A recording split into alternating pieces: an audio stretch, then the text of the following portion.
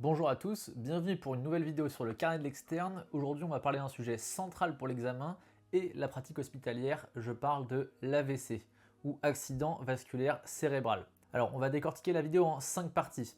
Cette vidéo a pour but de faire comme une petite fiche de révision avec tous les éléments globaux qu'il faut connaître. Bien évidemment on ne rentrera pas en les détails sinon la vidéo ferait des heures, mais on va voir l'essentiel de ce qu'il y a à savoir dans cette vidéo. On va structurer la vidéo en 5 parties. La clinique, comment le reconnaître, les étiologies, ce qui cause l'AVC, l'imagerie et la prise en charge, ce qu'on fait en urgence. Pour finir par le pronostic et la prévention. Allez, c'est parti. Un AVC, c'est une atteinte neurologique aiguë d'origine vasculaire. Le tableau est brutal, mais il va dépendre de la zone atteinte du cerveau. Alors, la première chose à savoir, c'est qu'il faut penser à l'AVC devant tout déficit neurologique brutal. Dès qu'on a un déficit neurologique qui est brutal, une petite lumière qui s'allume dans le cerveau qui nous dit AVC, attention AVC. Okay. Pour diagnostiquer un AVC cliniquement rapidement, on va utiliser l'acronyme FAST, F-A-S-T. F pour face, donc asymétrie du visage, chute d'une commissure labiale par exemple. Arm, déficit moteur d'un bras ou d'une jambe. Speech, trouble de langage ou de l'articulation. Et enfin, time, chaque minute compte. Maintenant, pour nous en tant qu'externe, on va essayer d'aller un peu plus loin que ça, ok? Donc on va voir que selon la localisation de l'AVC dans le cerveau, selon l'artère qui est atteinte et donc la localisation, on va avoir des signes cliniques qui sont différents.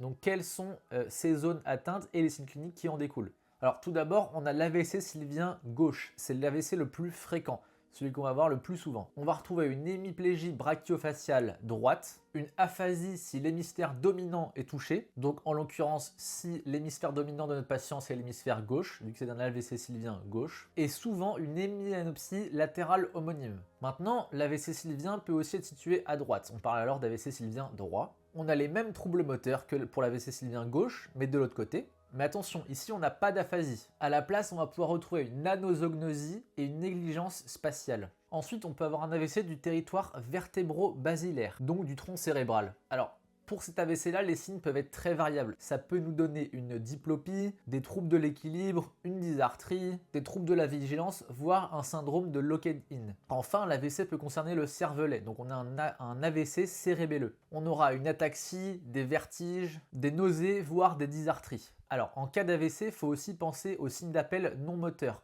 Troubles visuels, troubles de la conscience, aphasie, troubles de la sensibilité, etc., etc. Et surtout dans un AVC, on va le voir ensuite pour la prise en charge, le timing est clé. Donc il faut absolument noter l'heure de début des symptômes si possible. Ça c'est très important aussi de le dire aux patients et aux gens autour de vous. Si on suspecte un AVC chez quelqu'un, il faut absolument noter l'heure de début des symptômes. Ce sera hyper important pour la prise en charge ensuite. Alors ensuite on va voir l'étiologie des AVC. Pourquoi est-ce que ça arrive? Quelles sont les causes des AVC? Déjà on va voir qu'il y a deux grands types d'AVC. L'AVC d'un côté ischémique, qui représente 80% des cas, et l'AVC hémorragique, 20% des cas. Donc d'abord, on va s'intéresser à l'AVC ischémique. Donc comme je l'ai dit, c'est le plus fréquent. Il est causé par une occlusion artérielle. Donc soit un thrombus local, soit une embolie qui peut venir par exemple du cœur en cas de fibrillation atriale. Donc voilà, comme je viens de le dire, les causes principales, ça peut être la fibrillation atriale, l'athérosclérose, par exemple au niveau des artères carotides, la dissection artérielle chez les patients jeunes, et puis moins fréquemment des maladies auto-immunes, des anomalies de la coagulation ou des causes infectieuses, mais c'est moins fréquent. Ensuite, pour l'AVC hémorragique, donc moins fréquent, 20% des cas, c'est dû à la rupture d'un vaisseau intracérébral, donc il laisse le sang s'échapper dans le cerveau. Alors c'est très souvent lié à une hypertension artérielle très sévère, mais peut être aussi dû à des malformations vasculaires, comme par exemple que vous connaissez les anévrismes. Donc par exemple on peut avoir une rupture d'anévrisme qui va conduire à une hémorragie cérébrale. Mais attention, bien vérifier aussi si le patient est sous anticoagulant, parce qu'un traitement anticoagulant peut mener à une hémorragie, hein, évidemment. Alors attention, faut faire la différence quand même, les AVC et les AIT.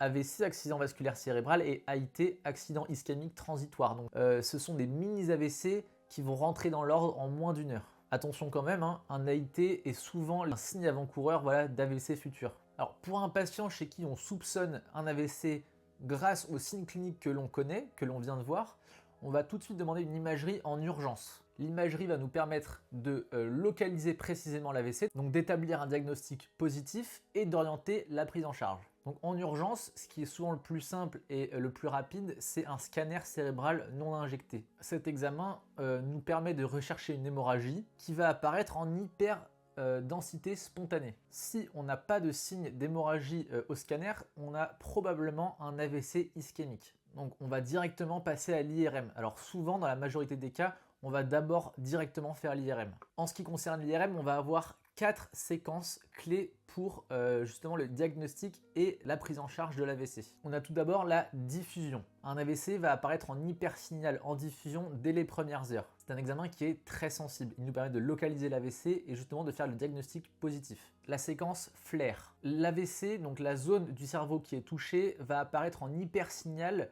si l'AVC a plus de 6 heures. Ça nous permet de localiser à peu près l'AVC dans le temps et d'orienter la prise en charge comme on va le voir juste après. Troisième séquence que l'on va réaliser, c'est la séquence T2 qui nous permet de savoir s'il y a des saignements dans le cerveau, des saignements occultes dans le cerveau. Alors, on peut souvent aussi compléter ces examens d'imagerie par une angio-IRM ou un angio-scanner des gros vaisseaux par exemple pour repérer une occlusion des gros vaisseaux.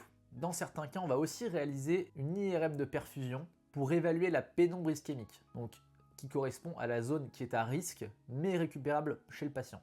Hop, petite pause. Tu trouveras en description une fiche de révision complète et ultra claire qui reprend toutes les méthodes de cette vidéo. On l'a conçue pour qu'elle soit le plus visuelle et efficace possible, histoire de t'économiser des heures de révision. Allez, on retourne à la vidéo.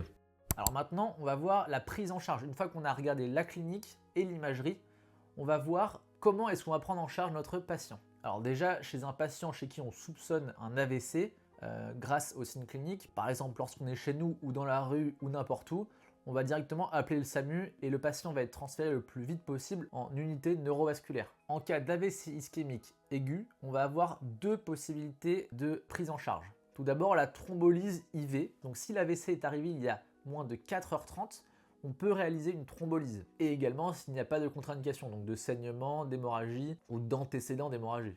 Ensuite, si on ne peut pas réaliser de thrombolyse, donc que l'AVC est apparu il y a plus de 4h30 par exemple, on peut réaliser une thrombectomie mécanique si l'occlusion touche des gros vaisseaux, parce qu'on ne va pas s'amuser à faire une thrombectomie sur les tout petits vaisseaux cachés au coin du cerveau.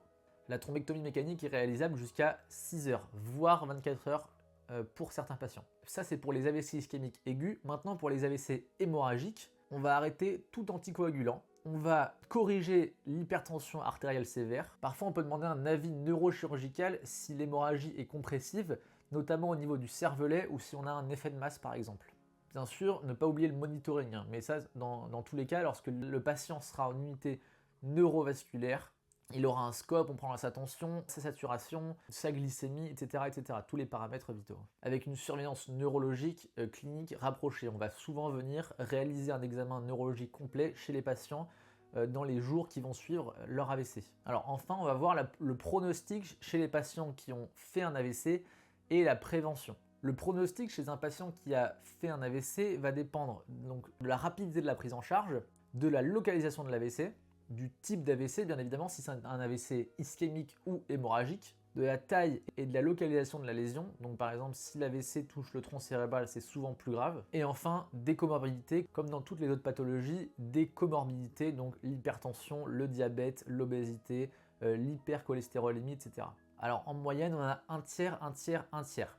Un tiers va bien récupérer, un tiers va rester avec un handicap, et un tiers va malheureusement décéder ou décompenser très gravement. En prévention, ce qu'on peut faire, c'est qu'on peut traiter la cause de l'AVC. Donc on va souvent regarder par exemple s'il y a une fibrillation atriale et traiter cette fibrillation atriale avec les cardiologues, traiter l'athérosclérose ou ce genre de choses. Et enfin, on va contrôler les facteurs de risque, donc l'hypertension artérielle, le tabac, l'obésité, la dyslipidémie, la sédentarité. Tout ce qui peut conduire à des problèmes vasculaires.